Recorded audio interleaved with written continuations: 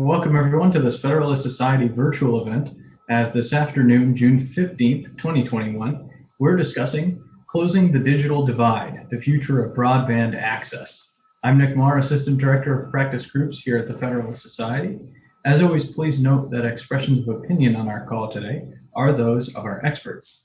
We're very glad to be joined this afternoon by two experts. We've got a moderator to lead the discussion and our future discussant. I'll leave the introducing to our moderator, and just to introduce him, we're very pleased to be joined this afternoon by Mr. Randolph May. He's the president of the Free State Foundation and a longstanding member of our Telecommunications and Electronic Media Practice Group, the sponsor of today's event. Before I give Randy the floor, just a quick note for our audience, we will be looking to you for questions throughout the call and especially towards the end. So please submit those via chat or the Q&A chat, and so Randy can filter those through and pick them out as he sees fit. So with that, Randy, thanks very much for being with us. I'll give the floor over to you. Well, thank you, Nick, and thanks to the Federalist Society for hosting this event. And of course, thanks to Commissioner Carr for being the featured speaker today. As Nick said, the title of this program is Closing the Digital Divide, the Future of Broadband Access. And to set up the discussion, I'm just going to read from the brief program description. The COVID-19 pandemic has brought a renewed attention to the closing of the digital divide. In response, Congress and the White House have made broadband infrastructure a top priority, with several different infrastructure proposals on the table. This massive investment to connect all Americans will require significant funding. This event will explore the different options available, potential roadblocks, and the continued importance of unleashing private sector investment in today's broadband networks. In just a moment, I'm going to give Commissioner Carr a formal, or at least a semi-formal introduction.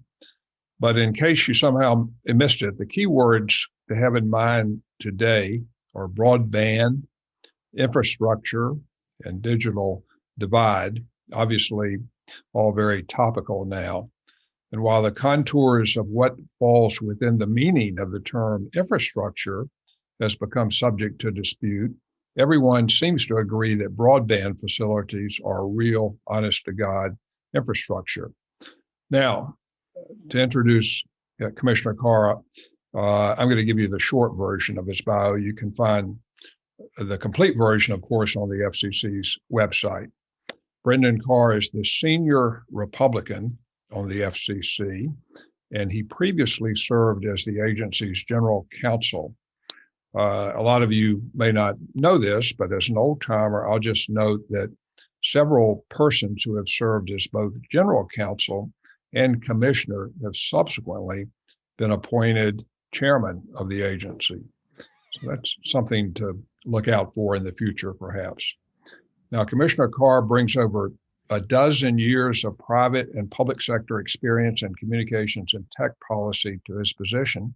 Before joining the agency as a staffer back in 2012, he worked as an attorney at Wiley Ryan in the firm's appellate, litigation, and telecom practices.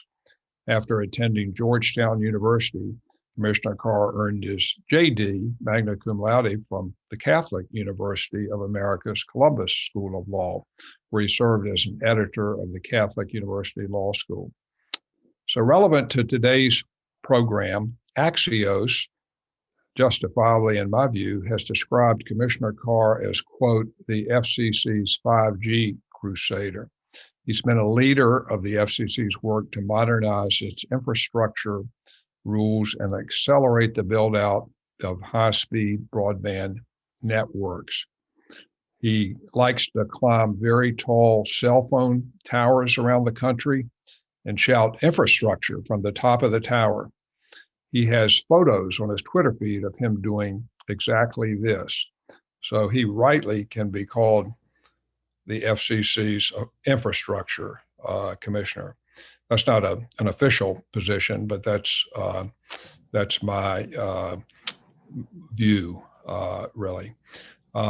So with that, I'm just going to remind you to put questions in the chat, and we'll get to some of those later.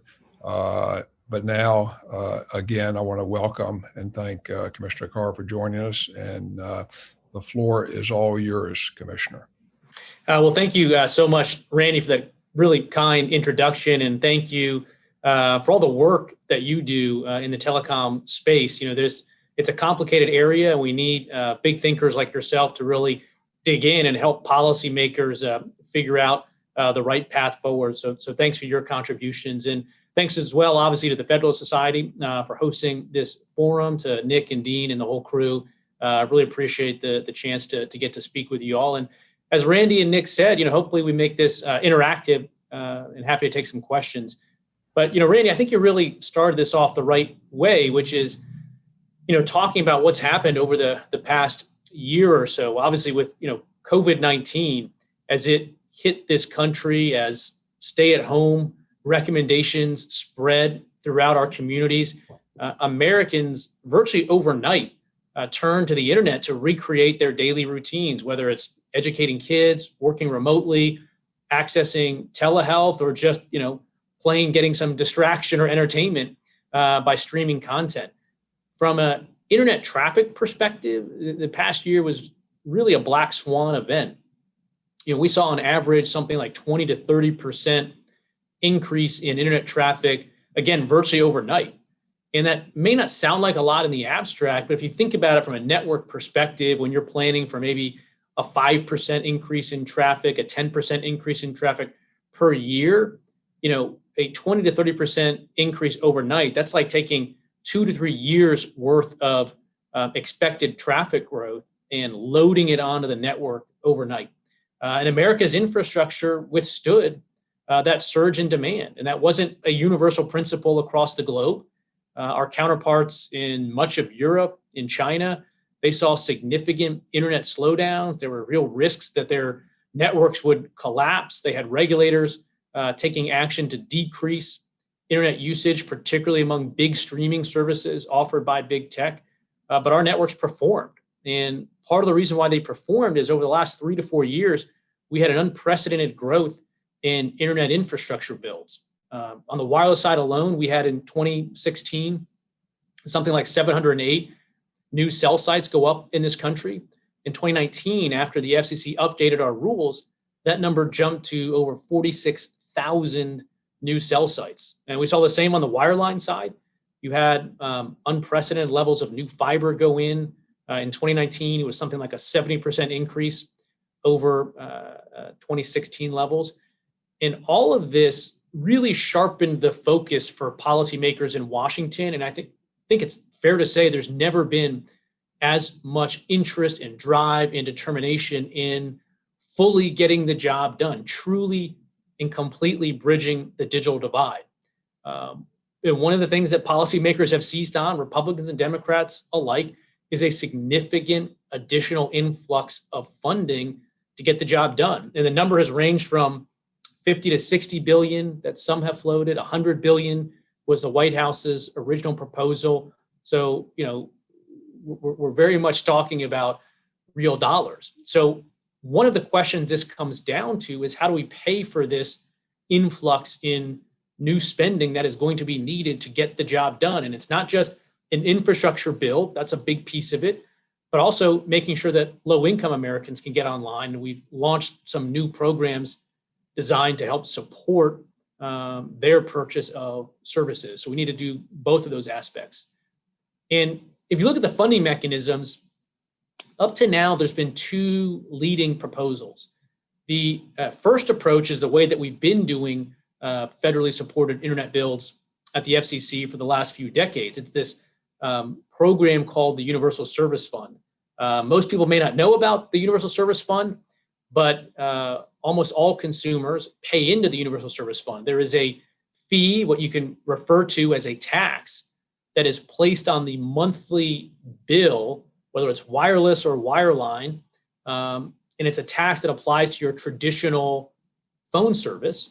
And that tax has been increasing steadily over the years. In the last couple of years, it has been spiraling in what some have referred to as a death spiral. It's about 30% right now. So there's a 30% tax that is added on top of a portion of your traditional telephone bill. And we at the FCC collect that money. That's called the Universal Service Fund. And we use that pot of money to support internet builds in rural areas and to subsidize the purchase of low-income Americans. But again, this is not sustainable, both because that tax has been increasing. Again, it's over 30% for the first time. And the reason for that is we are taxing the services delivered essentially over the traditional telephone network to pay for the build out of a separate, largely separate network, the internet. And this doesn't make sense. This is effectively like taxing horseshoes to pay for highways. The other approach, and frankly, if we were to try to support the additional $60 or $100 billion in broadband spending that Congress and the White House are looking at through this current mechanism, it would, push that system well past collapse. So we need something new. Another leading idea, a second leading idea that some have put out there is a direct appropriation from Congress. And I think that has some advantages over the status quo mechanism, but it also has its own downsides. There's an unpredictability that comes with congressional funding efforts. There is growing concern right now about national debt. Ultimately, putting on the government's credit card, that money doesn't come out of thin air. It ultimately will get passed through to Americans in one form or the other. We're going to be on the hook for that. So what I've thrown out there is a third idea, which is we should look to the revenues that big tech, broadly defined, generates from delivering their services over the network, and they should start paying a fair share for this universal service effort or towards these broader initiatives that Congress is looking at, these $60 or $100 billion new spending. They should be paying a fair share of that as well. Today, that current system, that 30% tax, is borne basically 100% by end user consumers. And this is a marked departure from sort of the historic network compact that we lived under which the communications networks in this country have traditionally been built. Back in the day, the businesses that benefited the most from the traditional telephone network were, enterprise businesses, and they paid, a disproportionate or the lion's share of the costs through 1-800 services, through long distance charges, and the end user consumer bore relatively less of the expense of maintaining that then traditional telephone network. Well, flash forward to today, and the businesses that are benefiting from these networks are Microsoft, Google, Amazon. It's big tech. And yet they are paying essentially zero into the Universal Service Fund. So there's been a slow but steady departure from the traditional norm that the businesses that benefit pay. And there's been an increasing burden, an unsustainable burden, placed on the end user consumer. And so I have put forward an idea that would say, let's replace that 30% tax that goes right on your monthly bill and look to the revenues of big tech. And there are certain revenue streams that you can look at that would not involve a direct pass through back to the consumer. So for instance, Facebook and Google ad revenue. That is something that I think we should look at for taxing. That would not be a direct pass through. And this is a fair approach because if you look at the amount of traffic consumed by big tech, something like 75% of all downstream traffic on rural networks is consumed just by the big streamers alone. So you're looking, there at Netflix, YouTube, Amazon Prime, Disney Plus, Microsoft, companies like that. That's 75% of the traffic is just from those 5 entities. But something like 94% of the costs of maintaining the network, of supporting that 75% of the traffic is attributable to those big streamers. So I think asking big tech to pay a fair and equitable share so that we can have these networks that work, so we can make sure that we bridge the digital divide from an affordability perspective, makes sense. And if you go back to where I started from, the Black Swan event, regulators in Europe during COVID-19 asked Netflix and other streaming services to degrade the quality of their service to take up less bandwidth because they were afraid that the continent's networks would break. We didn't have to do that in the US because we have this massive level of investment in our infrastructure. So again, I think it's fair from that perspective as well to look at big tech to pay a fair share for these networks that are performing and allowing them to realize trillions of dollars worth of benefits. So maybe I'll stop, there to start. But that was sort of the idea. And I've been really pleased with the broad-based support that has been articulated already for this idea. You've got, groups traditionally on the left side of the telecom policy spectrum to entities on the right that have voiced support. To be sure, big tech has not given a big bear hug to this idea, but that's to be expected. They've been working for decades, since they were just tech companies, not big tech, to make sure that they don't have to pay an equitable share for these networks that they benefit from. And some have also suggested, well, isn't this, just taxing the internet, which you said we shouldn't do? And I would say, no, look, there's people that very much want to tax the internet, which is to say, when you get your monthly bill, whether it's wireless or wireline, there's traditionally two components. There's the voice service component, which may comprise, depending on the person, 15 to 30% of your bill. And then there's the data component, which may be, again, up to 70% or whatever of your bill.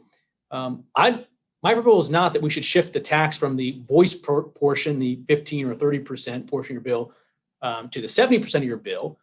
My proposal, we should get that tax off of your bill entirely and move it towards big tech's revenue. So again, you can do the current model, which is tax telephone service to pay for the internet, which is not sustainable.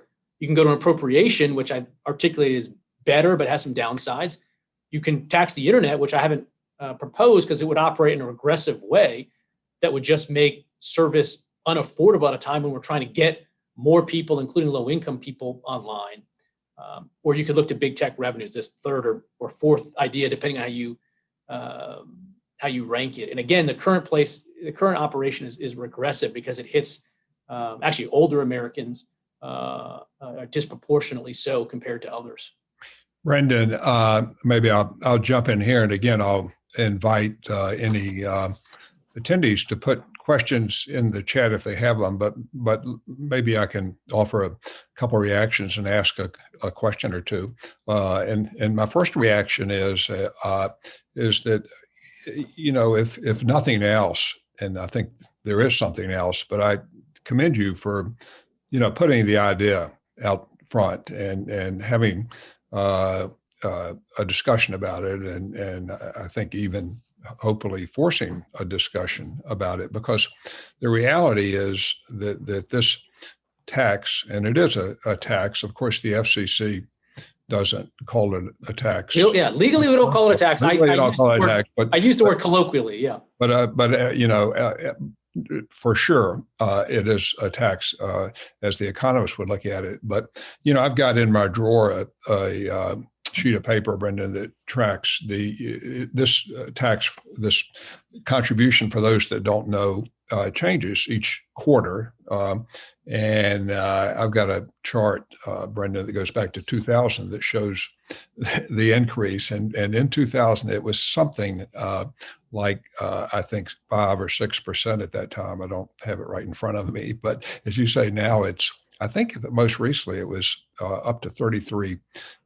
And it's always been surprising to me that more consumers really haven't been up in arms about it, and it is sort of buried, as we said, in your telephone bill, but it does, it's a regressive type of tax, and, it does have an effect. One thing I will say, and maybe this is not original with you, but I haven't heard it said before, heard you say it, when you compared the tax to taxing horseshoes to pay for highways. I thought that was a great line, and you should patent it if it's not already patented. It's good. But let me ask you this. I think I may know the answer, but I want to clarify it. In order to implement this idea that you're talking about of requiring big tech to pay, this would require a congressional action, right? You're looking for, or you're looking for Congress to take some action, or is this something that you're suggesting the FCC could do itself? Well, yes and no to that question, and I'll give a longer answer. You mentioned how this contribution factor, the percent tax, has increased. Ironically, the very first day that I worked as a lawyer at a law firm back in 2005, the very first project that I was given was to track the changes in the USF contribution factor, because it had been going from about 5 or 6% to 7%. And there was concern about that, the jump from 5 to 7% being unsustainable. And flash forward to today, as you noted, we've hit 33% recently. You also talked about, how I think there is growing consensus that the status quo is broken, but there's been very few ideas articulated for paths forward, because no matter which way you go, there's going to be interest groups or stakeholders that aren't happy with the idea that you put forward. So, I've tried to tackle this in a way that puts what I view as a common sense answer out there for people to chew on. In terms of authority, there's really two pieces of this. There's a portion of my idea that could be implemented immediately by the FCC without the need for additional congressional authority. So to include revenues in the contribution base as we talk about it is not limited. For instance, we have had VoIP and other services pay in. Brendan, excuse me, you broke up, at least for me, froze for a minute, a few seconds. Maybe just go back 2 or 3 sentences and see whether you can restate that. So if others missed what you were saying, they can catch it. Yeah. So my name is Brendan Carr. I'm one of the commission. No, I won't start that far back. No. So in terms of the legal authority, there's two pieces of this. We do not need to reclassify or classify any service as a Title II service in order to go down this path. So, for instance, we have long assessed VoIP, which we've not classified as a Title II service, and gone after VoIP revenues to contribute to universal service. So this has nothing to do with a Title I or Title II classification per se. The second piece of it is there are portions of the revenues that I'm talking about that I think today, under the FCC statute, we could include as revenues that would contribute in. So, for instance, there's transport-like cloud services, maybe the voice component, for instance, of Microsoft's Xbox service. So I think there are things that big tech does today that we could assess under the current definitions that we have in the statute in 254. But to fully implement the idea that I'm talking about, I would agree with you that we would need additional authority from Congress. And there's several specific concrete steps they could do, they could take to do that. So it's a yes and no. There's some initial steps we could take right now, but yes, in the main, to get at all the revenues that I think we should, that would take some reform from Congress. Well, I noticed that Acting Chairwoman Rosenworcel, I believe I saw that she said something that at least was not dismissive of your and maybe it was even in the direction of saying it's worth thinking about it. Is that right? And have you gotten any reaction from the other commissioners to your proposal? Yeah, I think she's given a couple interviews where she says it's an intriguing idea, and I'll take it. I think this is something that is, worthy of discussion. If there's other ideas out there, let's get them on the table. But I think, now is the point at which we need to start getting pretty concrete, pretty specific with the ideas. I've seen some of the trade groups representing big tech that they've put out some statements saying that we shouldn't punish innovative companies, and that they would hope the FCC would go forward with a common sense solution. I guess I would say I think this is a common sense solution. And two, I don't think this is punishing innovation to ask big tech to meet the same obligations that everyday consumers meet. So I would hope that we're getting some support. Like I said earlier, there's been a pretty broad coalition from the left to the right that has expressed either interest in this particular idea or at least interest in exploring the idea.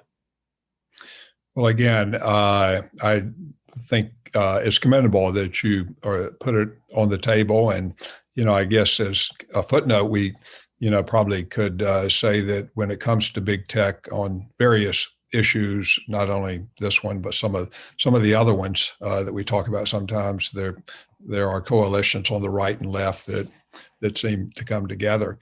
Well, if there are no other questions on this proposal, Commissioner Carr's proposal right now, I think there's a question in the chat that actually would be a segue to, I think, talking about some of the other issues and items before the FCC, whether it's spectrum or removing other barriers to infrastructure that are relevant to this whole discussion about closing the digital divide and that we could talk about. But I never like to ignore a question if we can. So Commissioner Carr, if you can, I don't know whether you can see that, but there's, I think, without getting the gist of the whole thing, I'll just read the last part of it because the questioner, she refers to it as long-winded, but I think I wouldn't say that. I think all questions are good. But the bottom line is she's asking if Eastport up in Maine is on the FCC's radar for improving broadband access. And Eastport, as we all know, is an incredible place. Any chance the FCC is working on broadband issues in down East Maine? Also, the fact that Eastport is so close to Canada is the fact that Eastport is so close to Canada a roadblock for expanding broadband access. So maybe there's a way I know that comes with one particular community in one place, and I don't mean to put you on the spot, but maybe you can take that and use it as a segue into the broader discussion about what the FCC is doing on infrastructure and expanding access. Yeah, we've made a lot of progress over the last 3 or 4 years in bridging the digital divide. But the reality is, if your particular community is one community away from one that's gotten new high-speed service, all of this data about the progress we're making nationally is basically meaningless to you. And so nobody is flying the mission accomplished flag at this point. We've still got the work cut out. There are, depending on the definitions you use, millions of Americans that still don't have an adequate high-speed connection. One of the very fundamental things we have to do at this point to target this funding in the right place is to complete our broadband mapping process. We started this during the last administration, but had a problem in a lack of funding to complete those maps. So thankfully, Congress solved that problem earlier in the year, and now it's on us to move with dispatch. And these maps will tell us in a much more granular, specific way where there's service, where there's not. And as we engage in these additional funding efforts, we can then target it to the truly unserved areas. Because I think the last thing we need at this point is spending, scarce federal dollars overbuilding communities that already have high-speed service, or effectively gold-plating communities that have high-speed service but want even faster, future-proof service. I think our priority has to be the communities that have 0 megabits per second, not the ones that have 50 or 80 megabits per second. So there's work ahead for us to do. We've got a number of spectrum auctions that we need to get going on, including this year. I've laid out some very specific ideas for spectrum we need to get moving on this year, next year, and after that. And then infrastructure ideas as well. I mean, there's a lot of interest in Congress in spending money, but unless we reform our permitting part of infrastructure, which we did a lot of at the FCC the last couple of years, pouring more money is just like jumping on the gas and the brakes at the same time. So you've got to pair more funding with, targeting it to areas based on maps, with making sure that those funds actually go into the ground connecting communities, not just into, red tape or the coffers of local governments. What's the status, Commissioner Carr, of the litigation? I know you were a leader in the FCC's proceedings having to do with removing the the barriers having to do with permitting processes and excessive fees at the local level. And, that was a long running proceeding that you took the lead on.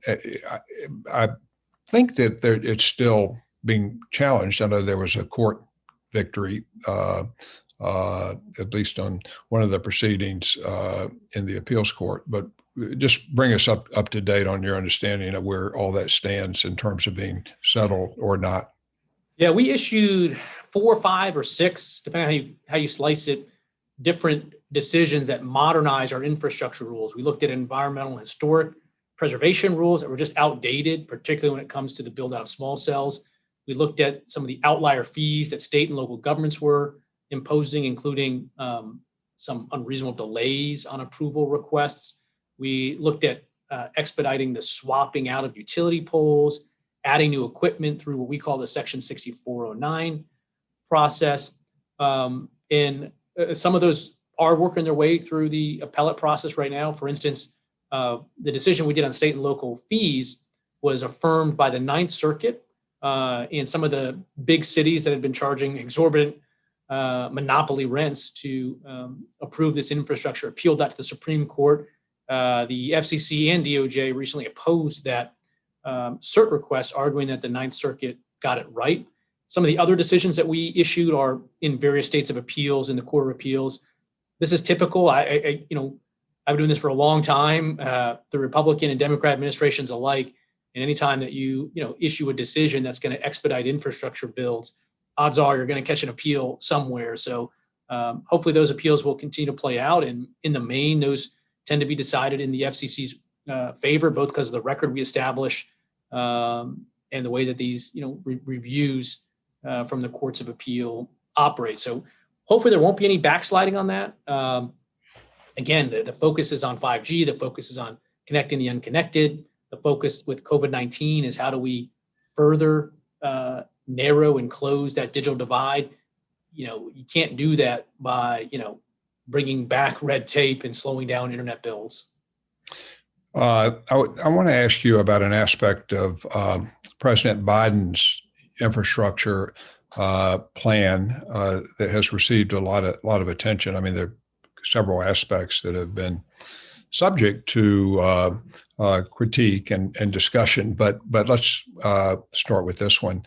There seems to be a definite tilt in his proposal towards favoring municipal broadband system networks and co-ops and not-for-profit type of entities in terms of the funding that would be directed towards them and maybe other ways as well. I know that's something that I have a concern about and express some views, but what's your reactions to that part of the Biden plan to build out infrastructure? And I mean, when is it appropriate, or is it, just give us your reaction to that part of his proposal? Well, there's a lot, obviously, that the state and local governments can do to help accelerate, the build out of internet infrastructure. And in terms of them participating in what I would call a passive infrastructure sense, which means laying conduit that the internet providers can use, steps like that, I think that can go a long way. The Biden plan leans very, very heavily on municipal broadband as a solution for bridging the digital divide. And the reality is the history of municipal broadband efforts is, I think, if you're being fair, it's a mixed story at best. And there's studies that show that there aren't any economies of scale that come from a municipality doing it versus a private sector. There are concerns about the performance of those networks. And I was down in North Carolina at a small town that built their own municipal network, and I was talking to the city officials, and they said, "Look, we're not in the business of selling a competitive commercial product. We don't do that very well. And once we build this network, we really didn't know what to do with it, how to use it, how to market it, how to get people online. It's a different thing than running a sewer system or a traditional utility. And so I think there's been a lot of cases like that where it hasn't panned out as successfully as the backers wanted. So I think that's one aspect of the Biden plan that is not a great feature. The other portion of it that I've talked about is what appears to be a preference for a single technology, which is fiber. Fiber is and should continue to be the lion's share in terms of the technology that we use for building America's internet infrastructure, but it shouldn't be the exclusive technology. There are places where it makes a lot more sense to do fixed wireless or other types of technologies, because it's not purely a question of can you get fiber today versus can you get fixed wireless today, and purely a question of cost, because there is a cost delta there. It's also a question of time as well. You can get a fixed wireless network built to your house in days versus it taking potentially years to get built out of fiber. So yeah, we need to have a thumb on the scale for fiber as a general matter. That's what we do in our auctions, but it shouldn't be a one technology solution. Commissioner Carr, when we introduced the program today and talked about the digital divide, we referred to the part of it that has to do with deployment and trying to build out networks ubiquitously. But we also referred to the fact that adoption is part of the equation. And obviously, I know that's part of what you were talking about earlier there, but it is such an important part of this whole thing. I mean, just to put a point on that, because I don't want our audience to think it's all deployment and adoption's not important. Are there other things that you didn't say that relate to adoption at all that are relevant, or if you just want to add anything there? Yeah, I think obviously these are two components of the digital divide, which is access and affordability, and we are tackling both components of that head on. We have stood up at the FCC a $3.2 billion emergency broadband benefit program. We have stood up a $7 billion program to get students connected. And so we are now launching and engaging in unprecedented efforts, not just what we've done over the last couple of years on infrastructure builds and on affordability, but we've now got this new tranche of funding from Congress that we're getting out there. So we need to continue down both tracks. Right. Okay. I did get a question posed to me going back to the original discussion about the contributions from big tech and in order to broaden the base there. And honestly, I'm not sure at this point the extent to which you have done further fleshing out of your proposal or not. But let me ask you the question here. When you talk about big tech and requiring them to pay their fair share, have you discussed how you define those that would be included in your proposal? I mean, I know, for example, when Senator Wicker just put out a bill for another purpose, and he talked about large platforms and small platforms and had a measure for doing that based on revenue and another wrinkle. But the question is, do you have anything further at this point to say, or are you planning to do that? Yeah, there's several specific ways you could implement this idea. In broad brush strokes, the cut I would make would be at two or three levels.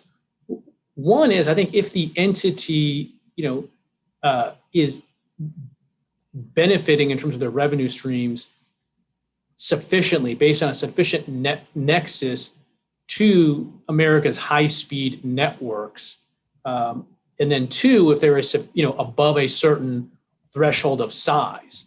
So a sufficient nexus to the high-speed networks benefiting their business case, and above a certain size. Those are two cuts I would make. In the op-ed, I laid out different ways that you could do this. For instance, one component could be looking at the big streamers. So YouTube, Netflix, Amazon Prime, a portion of those revenues. I think it's very clear that that would pass my test in terms of benefiting sufficiently from the network, and being above a certain size.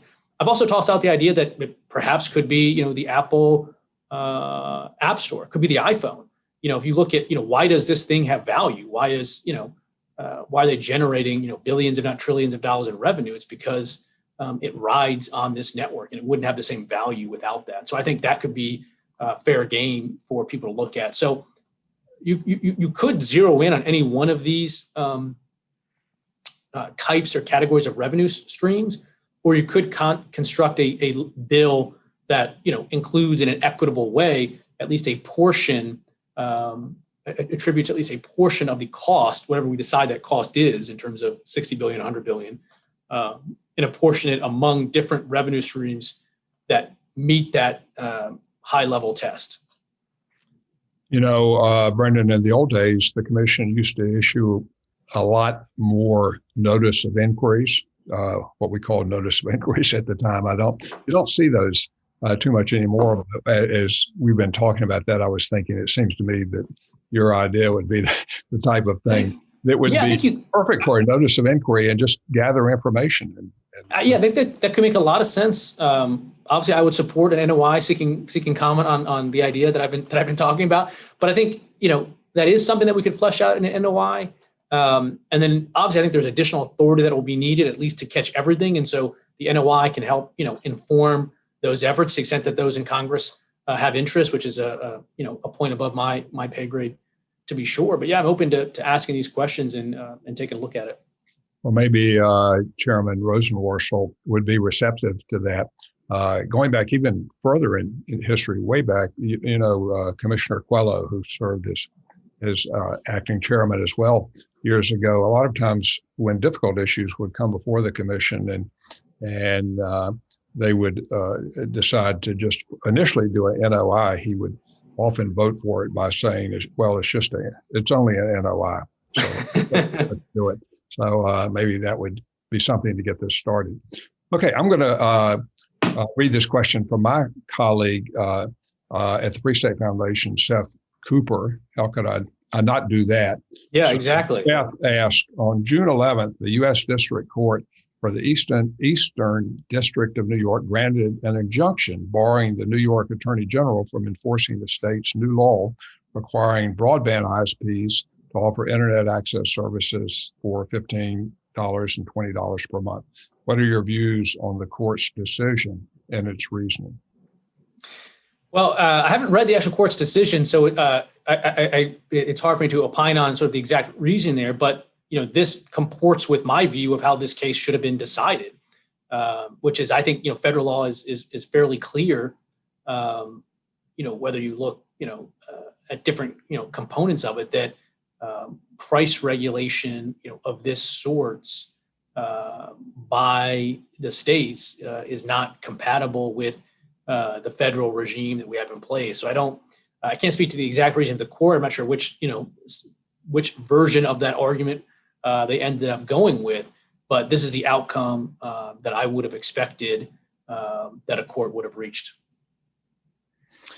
Yeah, it was just a decision, the preliminary injunction with the usual caveats. But, I think in terms of the merits of the preemption issues that were raised, at least from the FCC's point of view, and the broadband providers that intervened, it's promising, really, and certainly bears watching going forward. Well, yeah, I mean, it's funny, when I have been talking about these issues and, talking about, the increasing desire by some to bring back so-called net neutrality regulation for ISPs, I said you really can't divorce those calls from calls for rate regulation. At the end of the day, all of these issues flow back to rate regulation. When I started making those arguments, people would say, well, no, there's no real desire to do rate regulation. It's like, well, we very specifically have this New York law now that is about rate regulation or price controls. And if you look at the Biden White House proposals on broadband, at a minimum, they're playing footsie with rate regulation. At a maximum, they are studying and working on a way to very specifically rate regulate. There's going to be some hurdles there, even at the federal level, to doing that. But I do think the writing on the wall is there's a desire to do it. Whether they get it across the finish line politically or legally is TBD.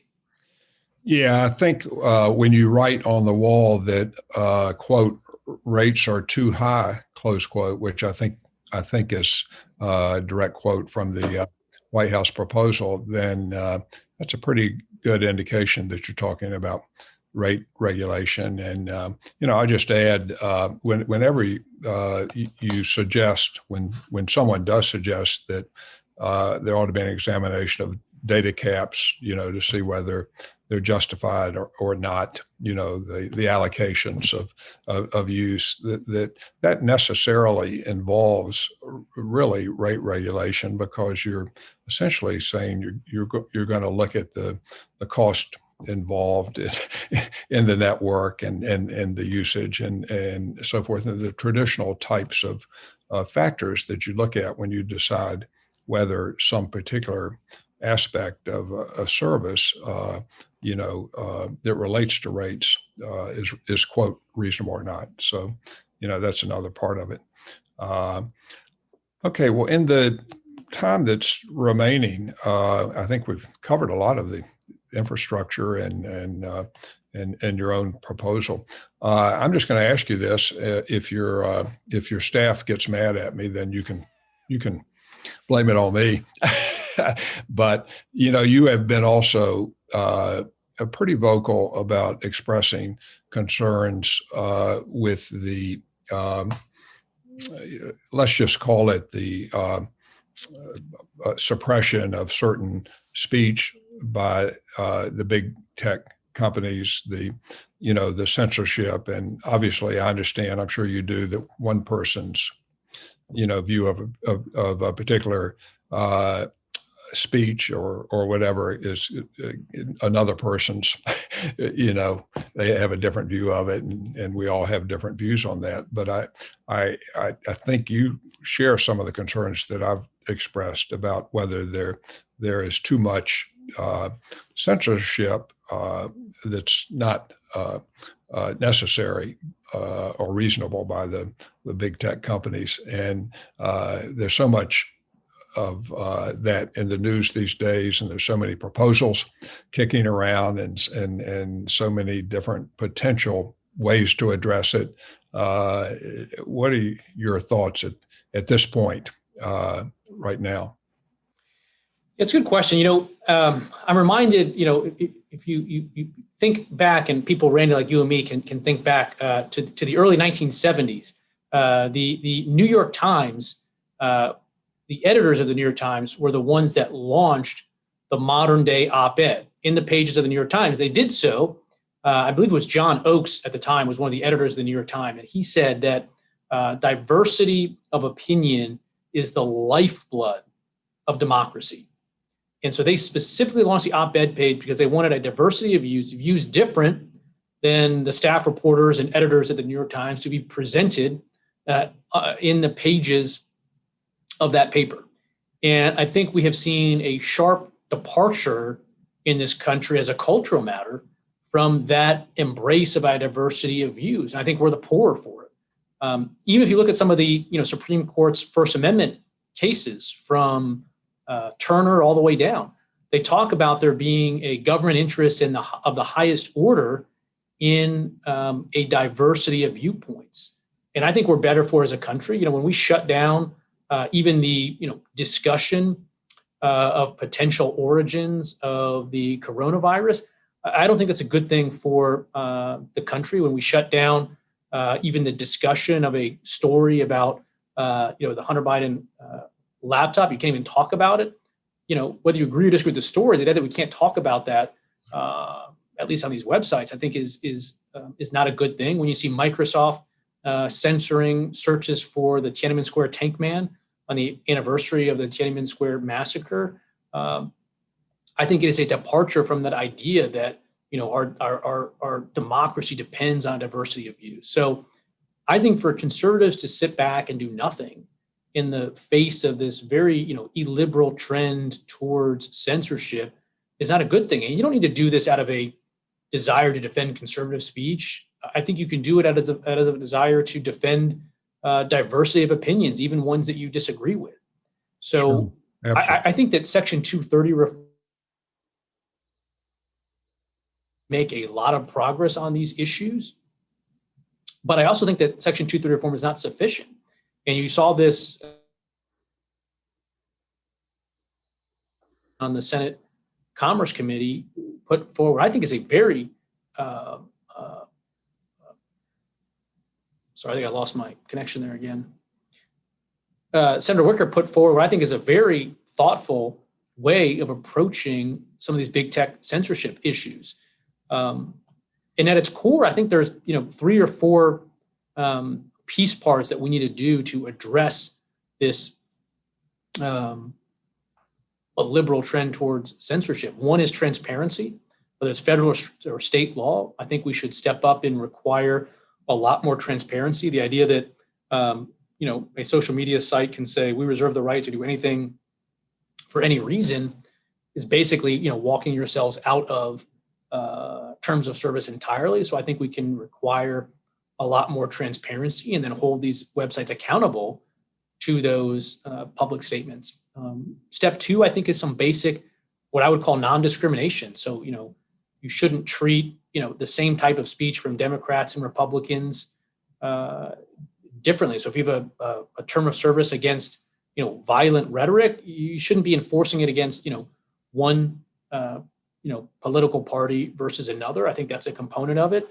And then I think you can look at what Senator Wicker is doing, what I would say sort of is an anti-discrimination, which is looking at some of these core civil rights, public accommodation concepts of race, gender, political affiliation, and looking at ways to, put guardrails in place so we don't see discrimination across those bases. Now, you've got to deal, obviously, with the case law that's out there, whether it's Turner, whether it's Pruneyard on the one hand, whether it's Miami Herald versus Tornillo or PG&E on the other hand, and work your way through those cases. But I think when you look at the unique features of these social media sites, I think there's a strong case to be made for going down this path. And I think a lot of people have reflexively looked to common carriage or public accommodation law. And in some ways that's right. I know Justice Thomas has pointed those out, but I would view those more as labels. Those are sort of examples of cases where